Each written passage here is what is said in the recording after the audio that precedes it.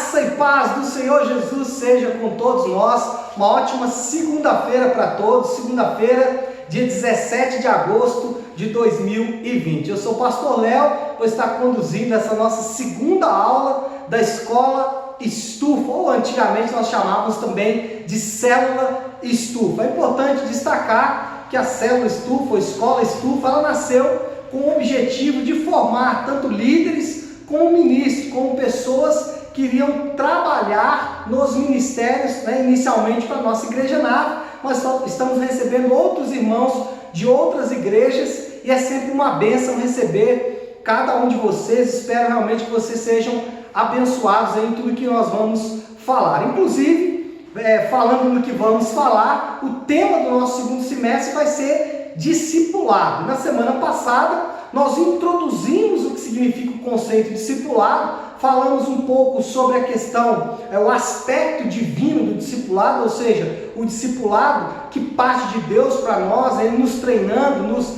edificando, crescimento espiritual que todo cristão deve ter em sua caminhada com Cristo. A partir daquela introdução, a partir do conceito bem estabelecido desse crescimento espiritual, hoje nós vamos avançar um pouco mais, vamos ser inclusive um pouco mais práticos, e eu queria deixar uma tarefa. Essa tarefa, inclusive, ela vai ser parte do nosso currículo para aprovação, ou seja, no final das nossas 14 semanas, lá no finalzinho de novembro, você vai responder um questionário que vai estar na plataforma EAD, lembrando que todos os alunos precisam acessar a plataforma EAD, mesmo que você que está aqui, eu estou com 4 alunos aqui presenciais, mesmo que você que vai fazer presencial, você precisa entrar na plataforma, porque pela plataforma vai ser o nosso canal de comunicação principal, além, claro, do grupo do Telegram.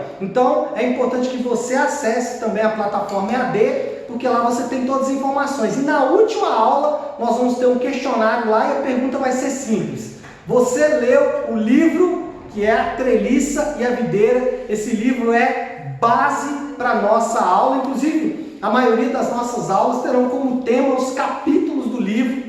Eu acredito que vai abençoar muito a sua vida. Esse livro está gratuito pelo Kindle, que é a plataforma do Amazon. Então, aqueles que têm o Amazon Prime podem acessar pelo Kindle, está completamente gratuito. Mas se você é como eu, gosta do livro físico, então eu indico você que adquira o livro e leia até o final do nosso curso, lá no finalzinho de novembro. Então você vai ter muito tempo para fazer esta leitura. Bom, sendo assim, a gente pode entrar efetivamente em nossa aula. Hoje, a aula 2, nós vamos falar desse tema, a treliça e a videira. Daqui a pouco eu vou explicar de onde surgiram esses termos, treliça e videira, exatamente para que você entenda o que nós estamos querendo dizer quando falamos de treliça e videira. Eu quero iniciar lendo 2 textos bíblicos. O primeiro deles está em Atos, no capítulo 4, versículo 4, que diz assim: muitos, porém, dos que ouviram a palavra a aceitaram, subindo o número de homens a quase 5.000. Olha o crescimento que essa igreja teve já nos seus primeiros dias de vida. Havia um crescimento explosivo desta igreja. Agora, avançando um pouco mais, Atos capítulo 6, versículo 1 diz assim: ora, naqueles dias, multiplicando-se o número dos discípulos, houve murmuração dos helenistas contra os hebreus. Helenistas eram aqueles de origem grega, aqueles que vinham da Grécia ou da região da Grécia, porque as viúvas deles estavam sendo esquecidas na distribuição diária. Então, os 12 convocaram a comunidade dos discípulos e disseram: não é razoável que nós abandonemos a palavra de Deus para servir à mesa. Mas, irmãos, escolhei dentre vós 7 homens de boa reputação, cheios do Espírito e de sabedoria, os quais encarregaremos desse serviço. Quanto a nós, nos consagraremos à oração e ao ministério da palavra. Bom, o que nós vamos perceber já de imediato é que toda igreja, ela precisa de uma estrutura para sobreviver. A Bíblia, ela prevê igrejas que são tanto organismos como organizações. A Bíblia prescreve isso, e esse texto que nós estamos vendo aqui vai mostrar exatamente isso. Nós temos no capítulo 4 uma igreja que cresce, e cresce em número de pessoas. Isso aqui é um organismo vivo, é um organismo que está pulsando. Do outro lado, no capítulo 6, nós vamos ver uma organização. O Tim Keller, ele diz que na Bíblia, no Novo Testamento, em especial no livro de Atos, nós temos igrejas que são organismos organizados. Eu gosto desse termo, por quê? Porque ele vai englobar exatamente os dois aspectos: ser um organismo, de ser um corpo vivo, mas também de ser uma organização, de ser organizado. Então esses dois aspectos estão envolvidos e nós vamos usar exatamente isso. No livro de Atos, nós vamos ter igrejas que eram ao mesmo tempo um organismo como uma organização. É o que nós vamos presenciar já ali no início do livro de Atos. Nós temos isso, como eu mostrei agora há pouco. A igreja crescendo e ela tendo que se organizar, porque o crescimento exigiu essa organização. Os apóstolos precisaram fazer isso. Além desses exemplos, nós temos, por exemplo, o fato de que Paulo, ele tinha um cuidado de cada igreja que ele ia edificando. Ele ia nomeando presbíteros. Se você ler o livro de Atos e você prestar bastante atenção nisso, você vai perceber que Paulo vai fazendo isso. Ele chega na cidade X, nomeia um presbítero. Chega na cidade Y, nomeia outro presbítero. Ou seja, cada cidade eles iam precisando fazer uma organização para existir como igreja. Além, é claro, desses diáconos que foram eleitos aí exatamente para ajudar na distribuição diária. Bom, pensando nisso, pensando esse organismo organizado, essa organização que ao mesmo tempo é um organismo, esse crescimento orgânico, esse crescimento que se dá de forma espontânea da igreja, como nós vimos em Atos 4, e essa organização que nós vimos ali em Atos 6 e também durante toda a história de Atos, quando Paulo vai nomeando os presbíteros, tudo isso que nós estamos observando no livro de Atos vai compor o objetivo da nossa aula de hoje. O objetivo da nossa aula será analisar o funcionamento desses dois aspectos. Analisar o funcionamento da igreja como um organismo e analisar o funcionamento da igreja como uma organização. E nós vamos, depois de analisar eles separadamente, vamos também mostrar como esses dois aspectos, a igreja como organismo, a igreja como organização, como eles podem interagir um com o outro sem prejudicar nem o organismo, nem a organização. Então é possível fazer uma igreja que seja ao mesmo tempo orgânica, que seja ao mesmo tempo viva, seja ao mesmo tempo um organismo e ao mesmo tempo uma organização? É possível fazer isso? Será que nós precisamos fazer isso? Será que nós não podemos deixar a igreja ser apenas um organismo?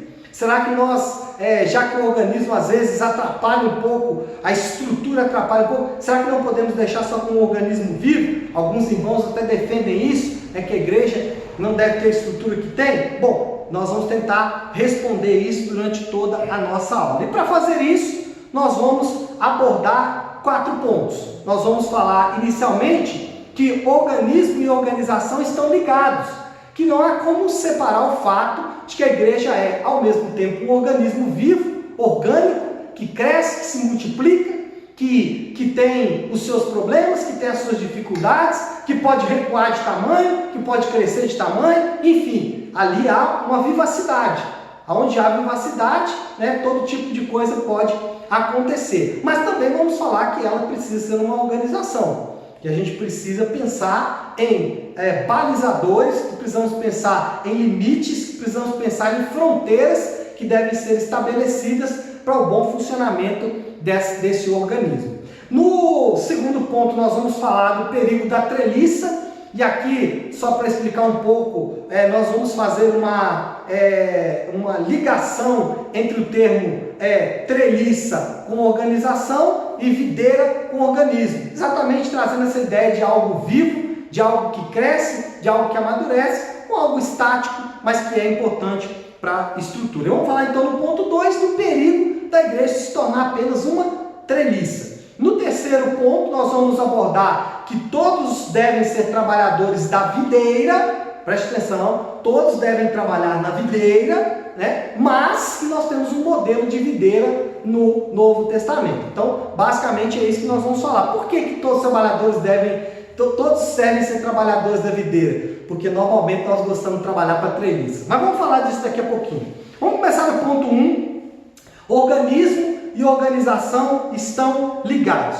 Para facilitar o nosso entendimento, e agora já vou começar a apresentar aí o porquê do conceito treliça e videira, vamos usar a ilustração da treliça e da videira. Essa ilustração foi proposta pelos autores do livro A Treliça e a Videira, Colin Marshall e Tony Payne. Então, a partir de agora, eu vou começar a usar o nome Marshall e Payne, vou citar eles algumas vezes aqui em nossa aula. O que eles disseram? A maioria das igrejas é uma mistura de treliça e videira. A obra fundamental de qualquer ministério cristão é pregar o Evangelho de Jesus Cristo no poder do Espírito de Deus e ver pessoas convertidas, mudadas e crescendo para a maturidade nesse Evangelho. Então, eu vou parando aqui para fazer alguns comentários, mas depois eu quero fazer uma análise geral. O primeiro ponto que ele vai colocar aqui é que a igreja é uma mistura de treliça e videira. Exatamente o que nós observamos no livro de Atos, nada novo. Só que ele vai apresentar aqui um aspecto novo. Ele vai dizer que a obra fundamental do ministério cristão é pregar o Evangelho de Jesus Cristo. É ver pessoas sendo transformadas, é ver pessoas crescendo e amadurecendo na fé em Cristo. Ele continua dizendo: esta é a obra de plantar, regar, fertilizar e cuidar da videira. No entanto, assim como algum tipo de estrutura é necessário para ajudar uma videira a se desenvolver, agora ele vai levar esse aspecto para a figura, para a ilustração exatamente de uma videira. Que você pode estruturar ali uma treliça, você pode estruturar ali uma armação para que a videira possa crescer melhor. Então ele vai falar isso. Assim também, ministérios cristãos precisam de alguma estrutura e apoio. Talvez não precisamos de muito, mas de pelo menos um lugar onde possamos nos reunir. Então, quando alguém fala assim que a igreja não deve ficar presa em 4 paredes, é uma incoerência. Por quê? A igreja não está em 4 paredes, obviamente que a igreja, para se expandir fora, evidentemente das 4 paredes, mas ela tem que se reunir em 4 paredes em algum momento, nem que seja uma casa. Alguém pode dizer, eu vou fazer a igreja na minha casa. Ok, pode ser, mas você tem ali 4 paredes, você tem uma estrutura, você tem um apoio, você tem algo que vai dar estrutura para que a videira possa crescer. Ele vai falar então, né? Talvez não precisamos de muito, mas pelo menos um lugar onde possamos nos reunir, de algumas bíblias que possam ser lidas e de alguma estrutura básica de liderança. Então ele vai destacar 3 aspectos aí: um lugar para reunir, material didático para ser estudado e algum tipo de liderança. A gente pode incluir aqui também algum tipo de organização ou estrutura de culto ou de celebração. Então, mesmo que você faça uma celebração na sua casa, alguém tem que arrumar as cadeiras. E quem já fez célula em casa sabe que o pior não é arrumar as cadeiras no início, é arrumar as cadeiras no final, Mas alguém tem que arrumar.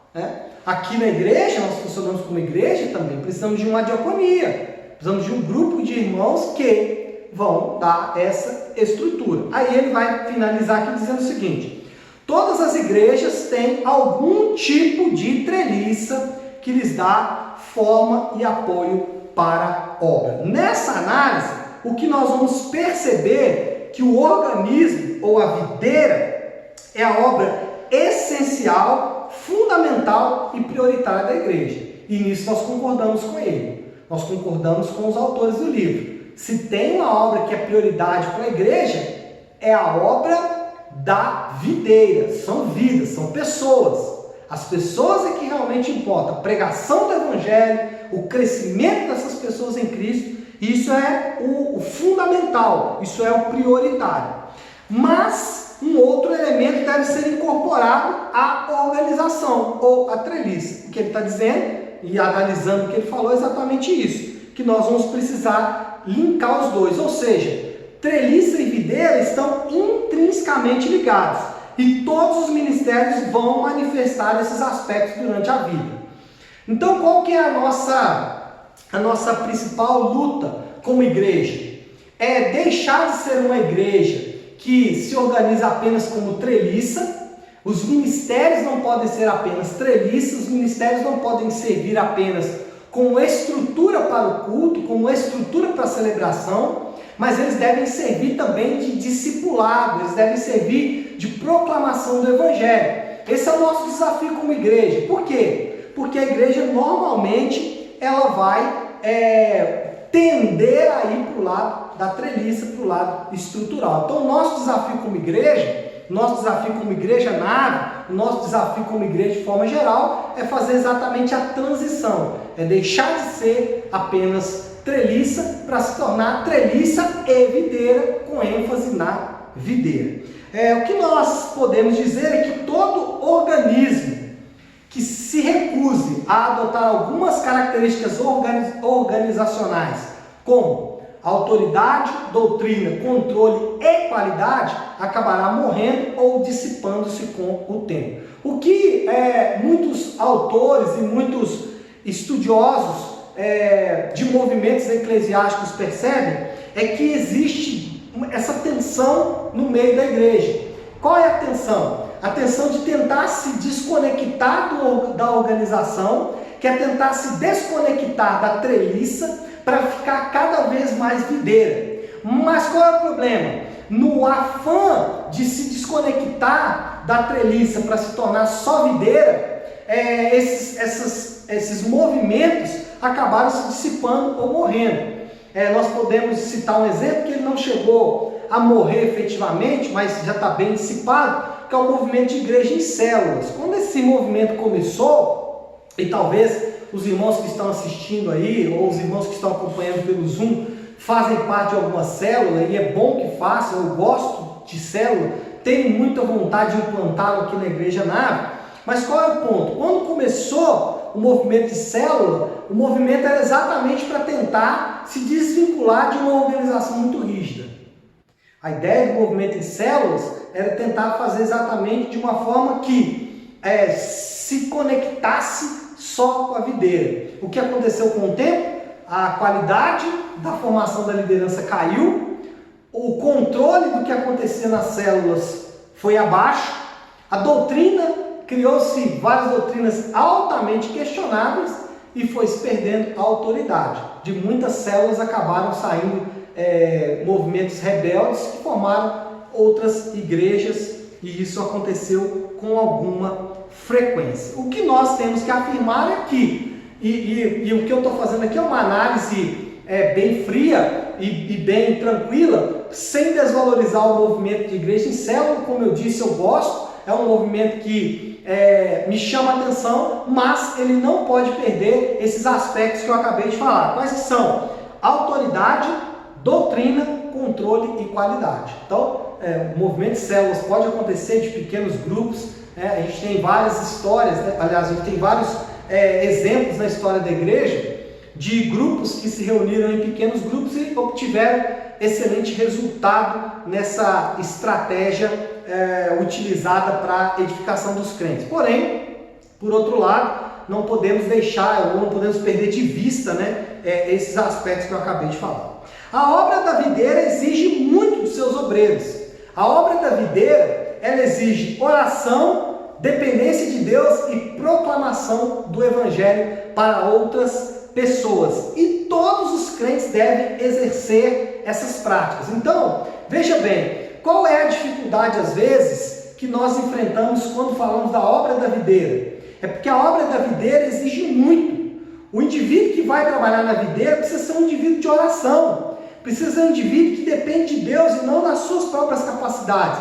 E precisa ser um indivíduo que tenha vontade, desejo e disposição de proclamar o Evangelho para outras pessoas. Já o trabalho da treliça, por outro lado, ele é mais insinuante.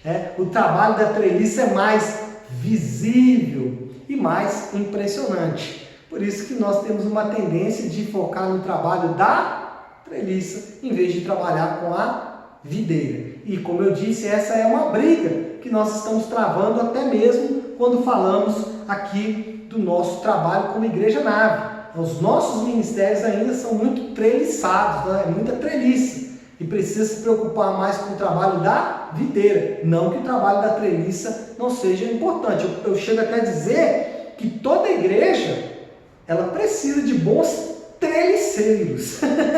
Ela precisa de bons trabalhadores. Ela precisa de pessoas que fazem, que durante o momento de louvor tem uma qualidade excelente. Precisa de intercessores que sejam bons intercessores, precisam de diáconos que sejam bons diáconos, precisam de pregadores que sejam bons pregadores.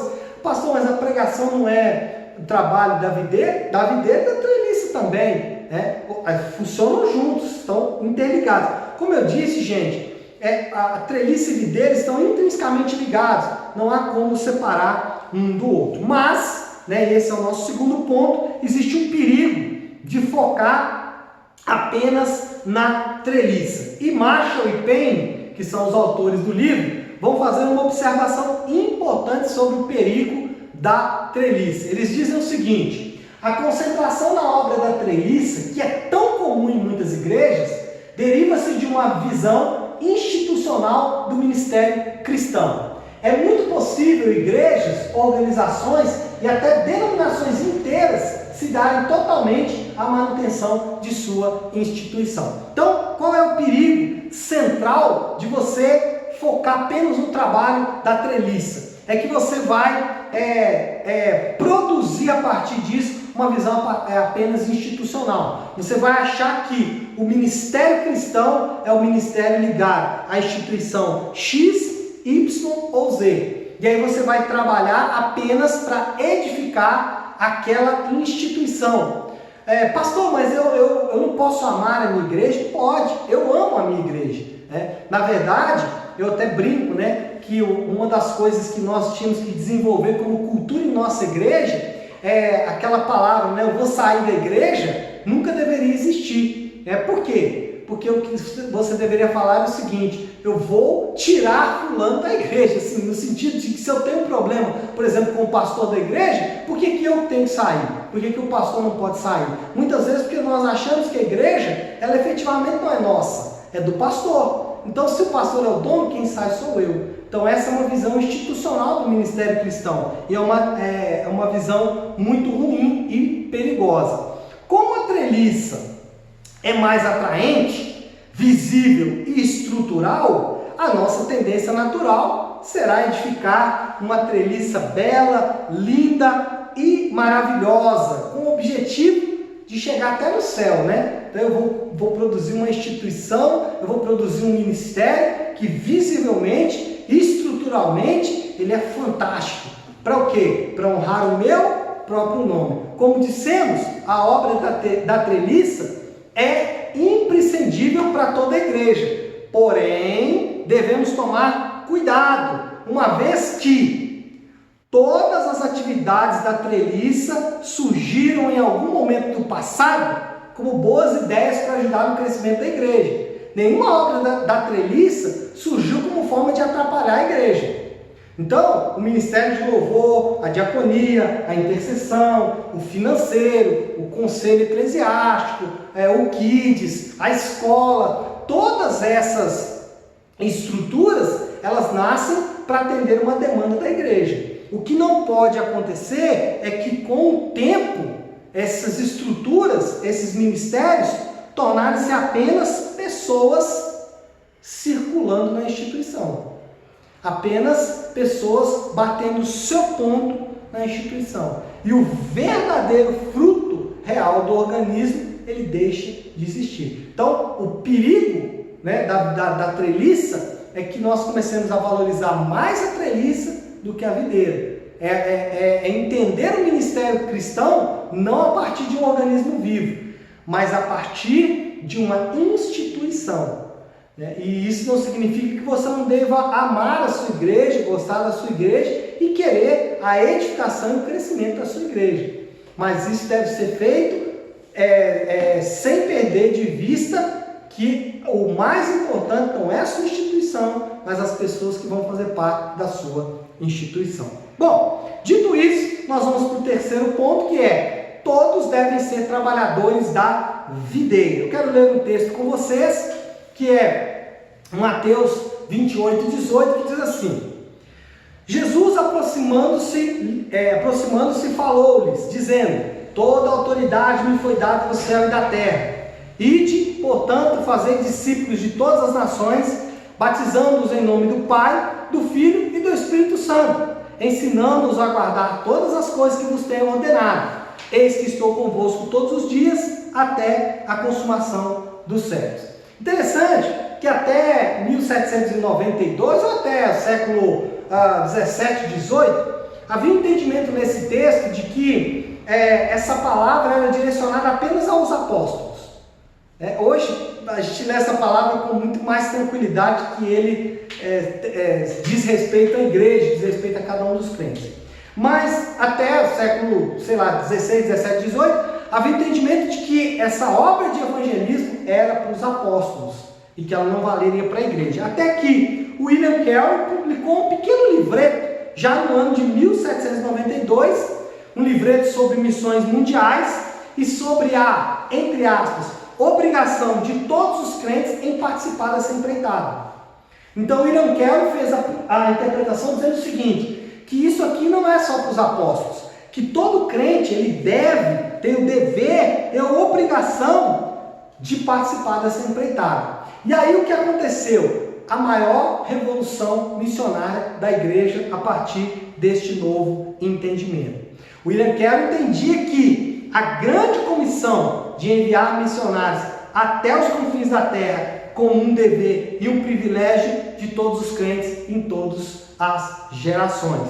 Só que a sua interpretação está correta, está verdadeira, né? A obra da grande comissão é enviar pessoas para os confins da terra, para o maior número de lugares possíveis. Só que faltou uma parte dessa interpretação, que é: a grande comissão não se aplica somente aos missionários enviados por toda a terra, mas a grande comissão ela é para toda a igreja e para todo crente individual. Então, todo crente, todo aquele que entende, conhece e experimenta na sua própria vida o novo nascimento, experimenta a conversão, experimenta o novo nascimento em Jesus Cristo, se esse indivíduo ele experimentou, se de fato esse indivíduo experimentou o novo nascimento em Cristo Jesus, esse indivíduo ele vai manifestar o desejo de pregar o evangelho para outras pessoas.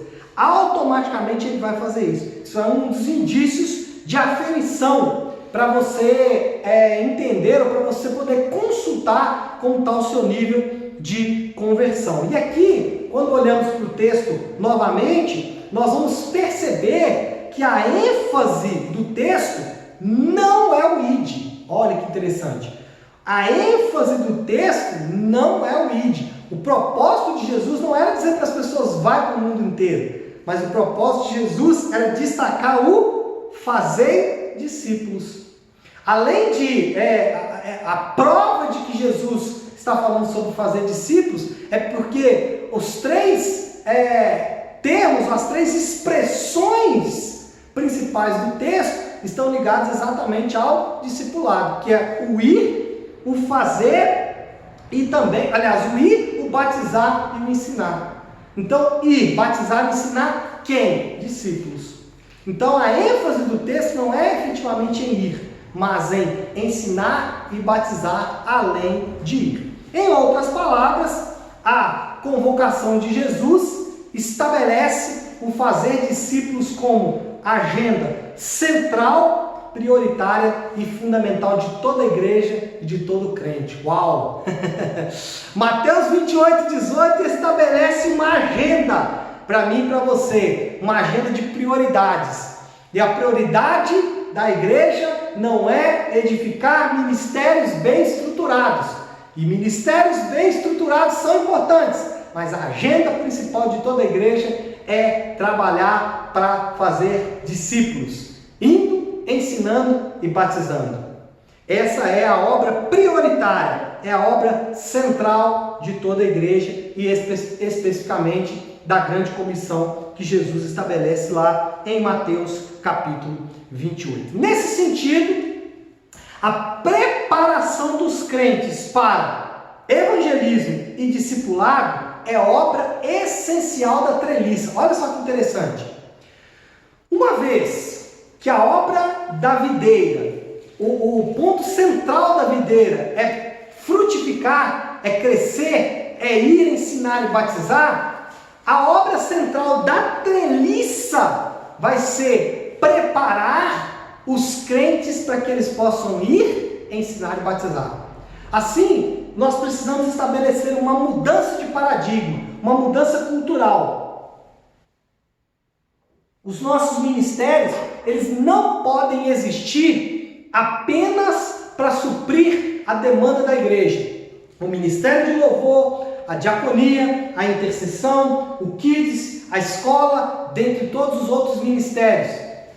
Esses ministérios, eles precisam existir como trampolim, como base de treinamento para que os crentes possam ir evangelizar e discipular. Aqui vale a pena fazer uma distinção entre evangelização e discipulado. Por exemplo,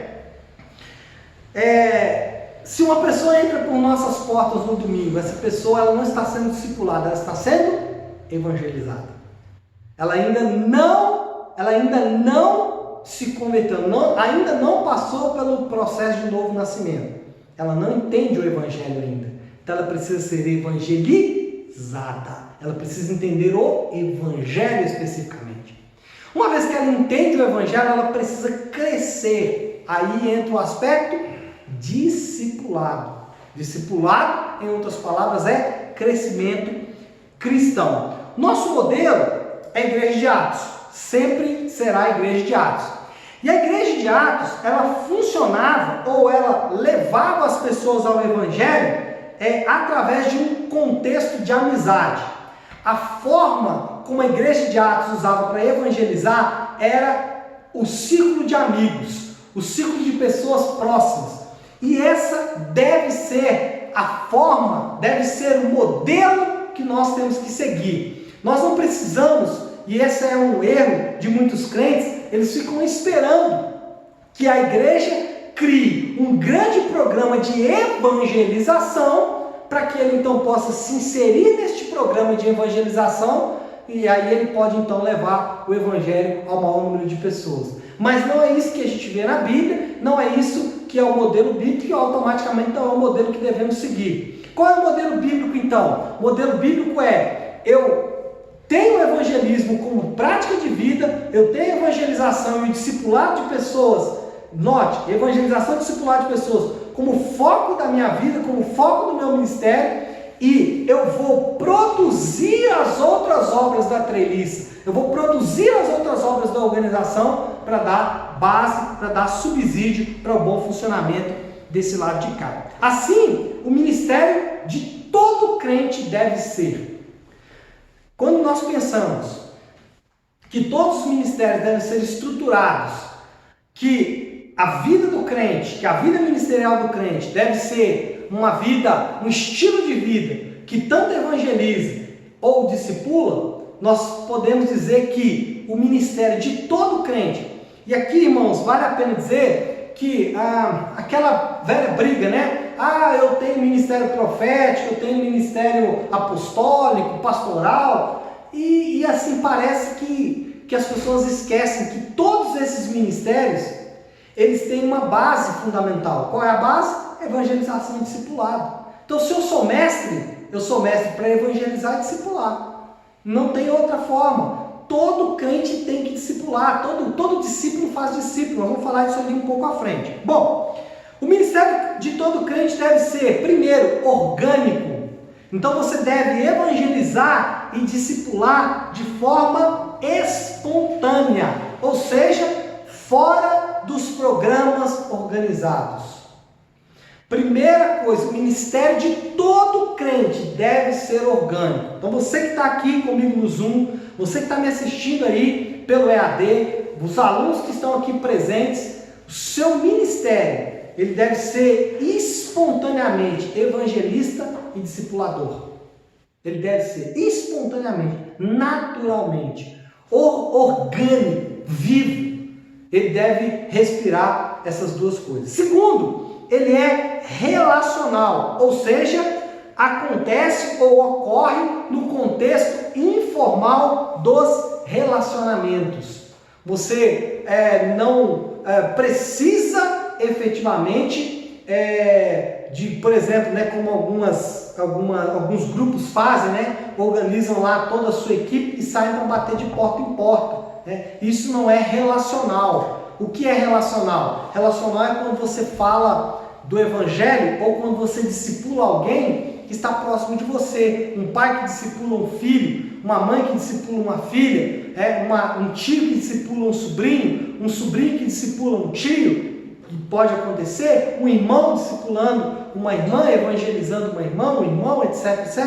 Essa é a forma como o ministério cristão deve acontecer, nos relacionamentos. Tem crente que é igual a moeda, Na igreja é cara, no mundo é coroa. Na igreja é crente, no mundo ninguém sabe que ele é crente, porque ele efetivamente não é modelo nos seus relacionamentos de cristianismo. E ponto C, ele deve ser evangélico. O que é isso? Capaz de aplicar o evangelho à vida das pessoas.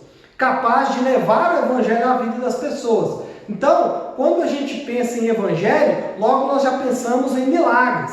Mas quando a gente fala de levar o evangelho, é levar o que aconteceu com o evangelho para que você chegasse no evangelho.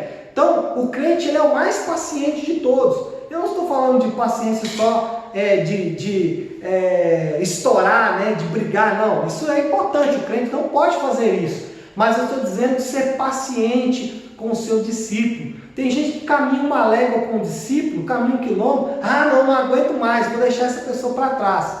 Não faça isso. O evangelho é paciente acima de tudo, é misericordioso acima de tudo, é perdoador acima de tudo. Ou seja, todos os aspectos que estão envolvidos no evangelho, você deve aplicar, tanto as pessoas que você está evangelizando, como as pessoas que você está discipulando. O grande problema que nós enfrentamos muitas vezes na igreja, é que nós temos um grupo de pessoas que querem a misericórdia de Deus para eles, e a justiça de Deus para os outros. Então, para mim, Deus tem que ser paciente. Com o outro, Deus tem que ser cruel, severo e o mais severo possível. Isso não é aplicar o evangelho à vida de outra pessoa. Então, o ministério de todo crente deve ser evangélico. Ele deve ser também, em quarto lugar, ativo. E o que é um ministério ativo? O crente assume responsabilidade de reproduzir o evangelho e não somente de consumir o evangelho. Então, o crente é aquele que entende os princípios do Novo Testamento. Ele vai saber que ele tem que assumir a responsabilidade de ser um reprodutor da videira e não um consumidor da videira. Ele não deve se alimentar da videira, mas ele deve produzir para a videira. Ele deve evangelizar e discipular, porque esse é um trabalho ativo. Ele faz isso ativamente. Ele não faz porque alguém caiu na rede dele. Não, ele faz porque isso é parte do seu ministério. Além disso, é sistemático, ou seja, deve ocorrer como fruto de um sistema e não ao acaso. Então, o ministério cristão, o discipulado e o evangelismo, ele não deve acontecer. Tem gente que conta testemunho assim: não, pastor, estava de boa, de repente a pessoa chegou e comecei a evangelizar ela. Está errado. O certo, o melhor testemunho seria: olha, eu orei por essa pessoa uma semana, pastor, e eu criei um ambiente para que aquela pessoa se achegasse. Eu tenho falado isso para os líderes de ministério, que o nosso culto de domingo tem que ser como se fosse um almoço preparado para receber alguém. Imagina aquele almoço lindo, a mesa arrumada, tudo no seu devido lugar, com um processo sistemático de acontecimentos. Outro, por último, pragmático, ou seja, ele deve seguir um roteiro bem estabelecido. Primeiro eu oro, segundo eu abordo, terceiro eu chamo para ir na igreja, depois que ele veio à igreja eu acompanho para que ele continue vindo à igreja. Eu lembro de uma pessoa que a gente caminhou durante um tempo, que ela era extremamente evangelista, e aí ela chegava para a gente e falava assim: eu evangelizei, pastor, agora cuidado com o senhor. isso efetivamente não existe, né, irmãos?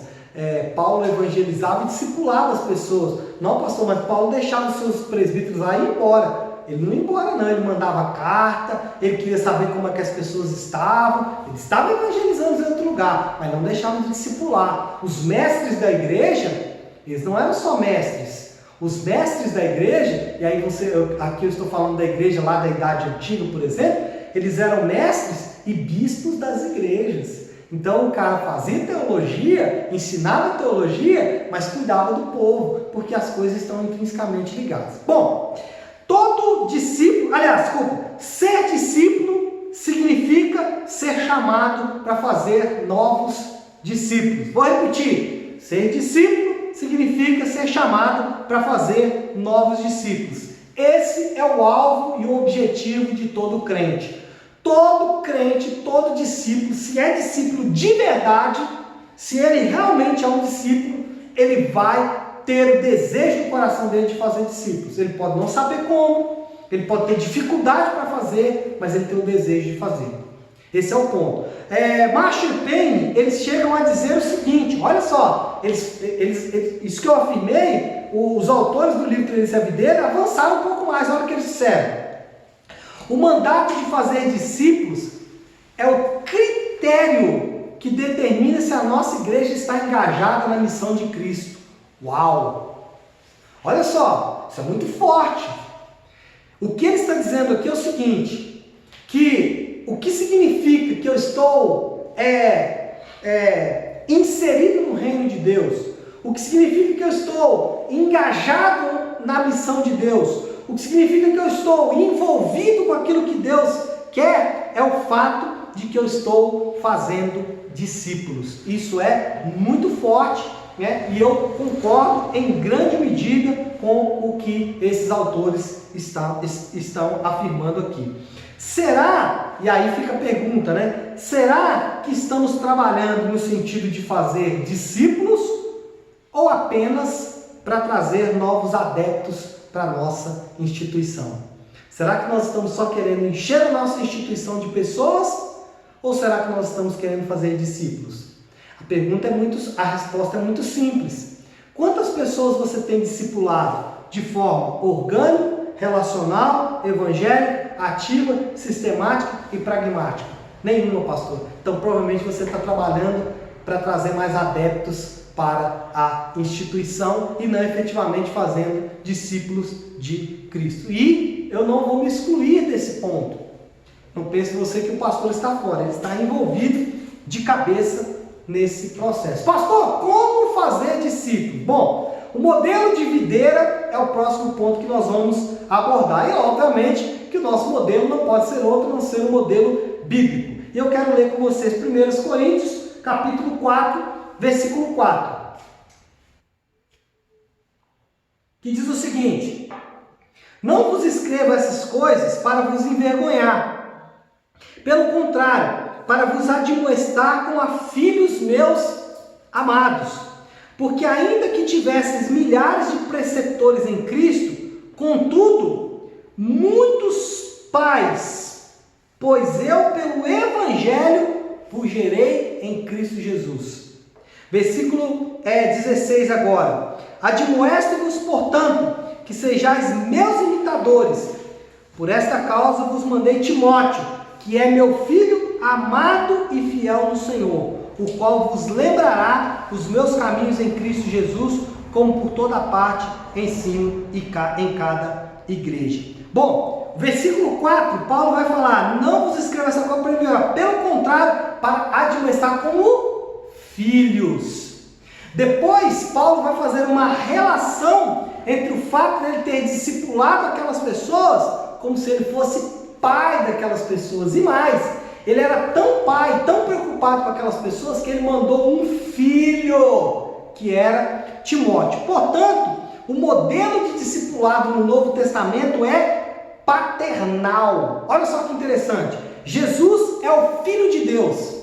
E ele veio para que em sua morte sacrificial fôssemos adotados como filhos de Deus.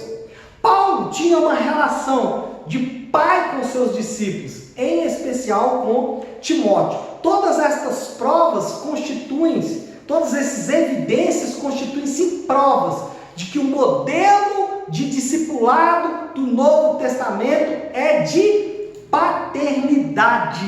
O que percebemos com isso é que Paulo, ele não ostentava isso como um título. Paulo não usava o fato de ele ser pai espiritual daqueles seus discípulos ou até daquelas igrejas como uma espécie de título, né? Ou seja, nós temos apóstolo, profeta, pastor, evangelista e mestre. É uma cadeia aqui de autoridade. Mas lá em cima nós temos o patriarca. Paulo nunca ostentou isso como título. Paulo nunca ostentou isso como cobertura espiritual. Muito pelo contrário, a paternidade era um modelo.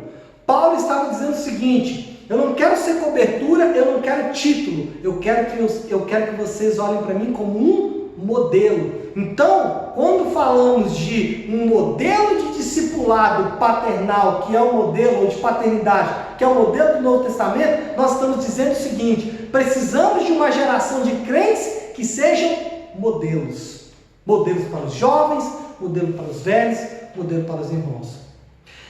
Para Paulo, como eu disse, não era um título, mas era um encargo. É importante dizer o que significa encargo. As pessoas podem fazer as coisas na igreja por 3 motivos. Elas podem fazer pelo cargo, pelo desencargo da consciência ou pelo encargo. O que é um encargo? Um encargo é quando Deus coloca sobre você o peso para realizar alguma coisa. Então, se você está me assistindo, vocês estão aqui presenciais, vocês estão aí no Zoom, se Deus tem apertado o seu coração com relação aos jovens, se Deus tem apertado o seu coração com relação ao Kids, se Deus tem apertado o seu coração com relação aos homens, com relação às mulheres, com relação ao louvor, com relação à diaconia, com relação à intercessão, provavelmente isso é um encargo.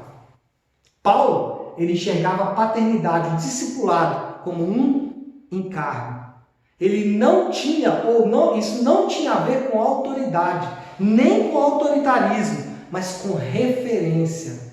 Paulo queria estabelecer a referência. Paulo estava disposto a gerar pessoas a partir da sua própria vida. Portanto, o nosso modelo de discipulado do Novo Testamento é pela paternidade. Nesse sentido, uma das tarefas será desconstruir os paradigmas e conceitos da sociedade ocidental com relação à figura paterna.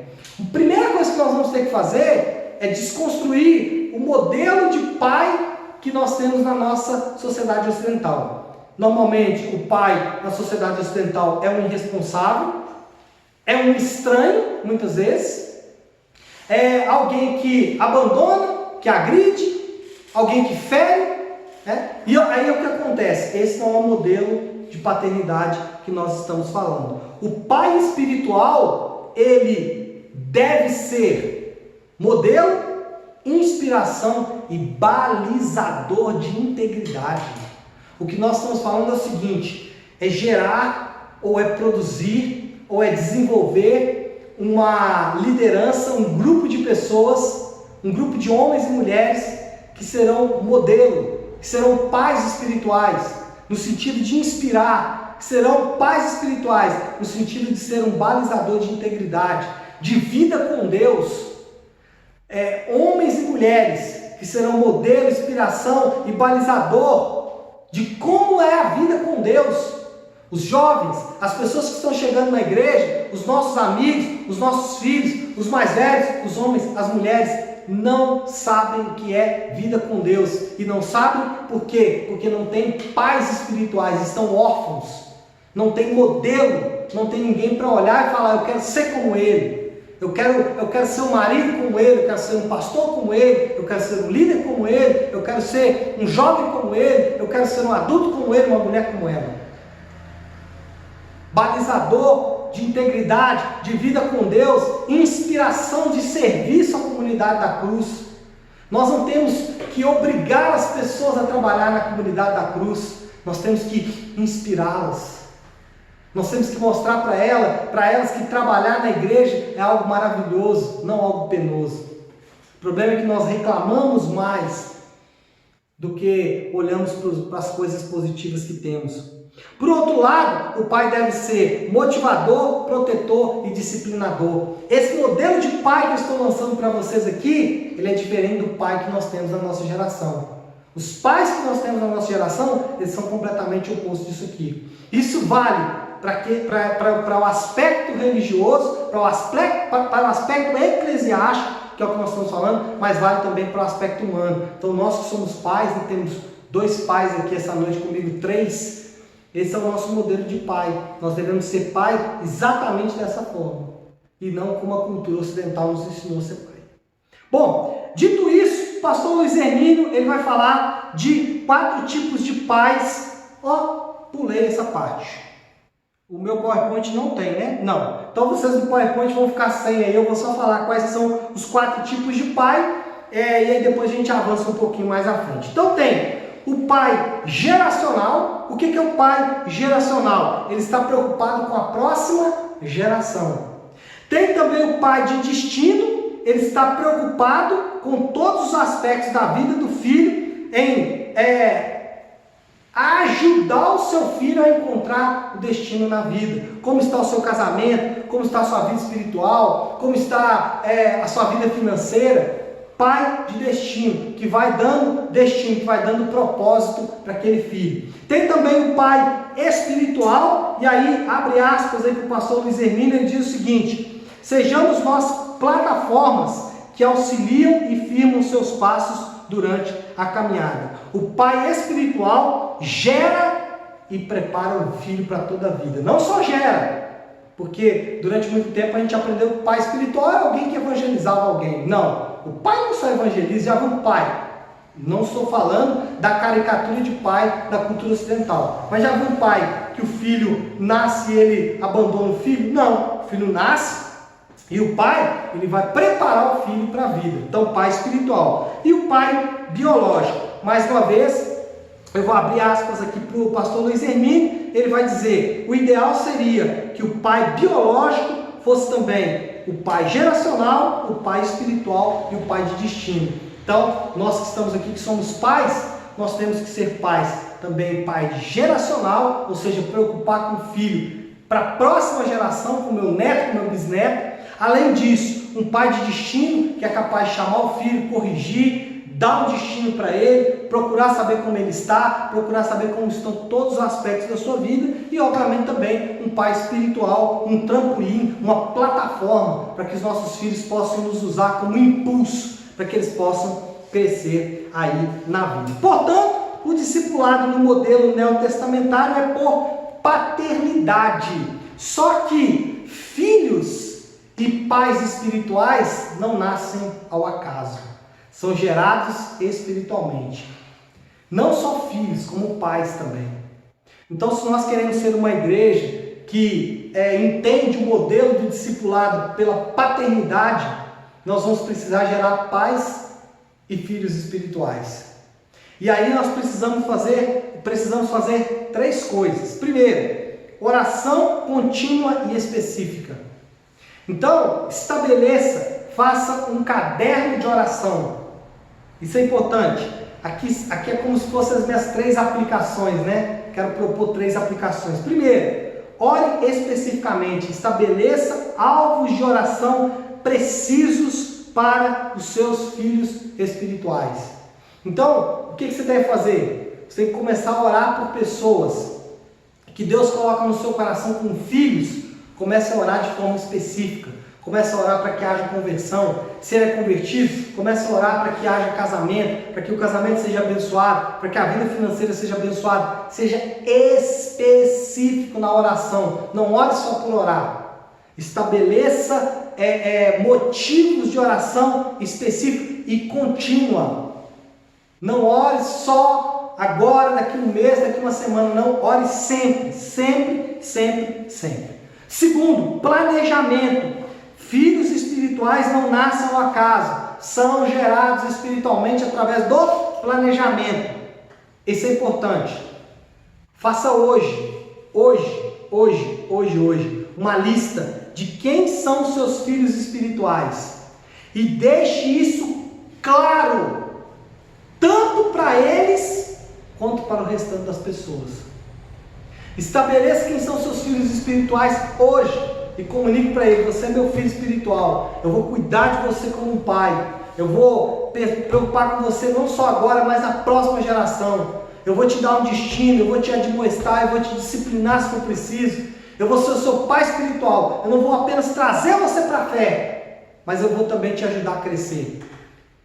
Deixa claro para quem é o seu filho espiritual e para as outras pessoas também. Esse é meu filho, filho na fé. E por último, propósito. Tenha compromissos e propósitos em comum com seus filhos espirituais. Se você é do louvor, os seus filhos espirituais têm que ir para onde? Louvor. Se você é da diaconia, seus filhos espirituais têm que ir para onde? Para a diaconia. Estabeleça propósitos juntos, propósitos em comum. Estabeleça alvos em comum para que haja ali uma ligação entre você e seus filhos espirituais. Bom, dito isso, nós podemos então concluir e nós podemos dizer o seguinte: com muita frequência perdemos o foco e o objetivo principal da agenda divina e do nosso propósito como cristãos, que é fazer discípulos. Naturalmente, de forma muito comum, a igreja ela começa a perder esse foco, ela começa a perder essa ênfase, ela começa a dar ênfase a outros aspectos e perde de vista que o propósito central dela é fazer discípulos. Ficamos tão absorvidos com os trabalhos da treliça e, como dissemos, é importante, que negligenciamos a nossa tarefa principal. Nos preocupamos tanto com a estrutura, nos preocupamos tanto em trazer novos adeptos para a nossa instituição, que esquecemos de cuidar exatamente do fruto da videira. Precisamos encontrar o equilíbrio entre organismo e organização. Então é isso, pessoal. Eu espero realmente que vocês tenham sido abençoados por essa aula. Na semana que vem nós vamos voltar a partir desse ponto.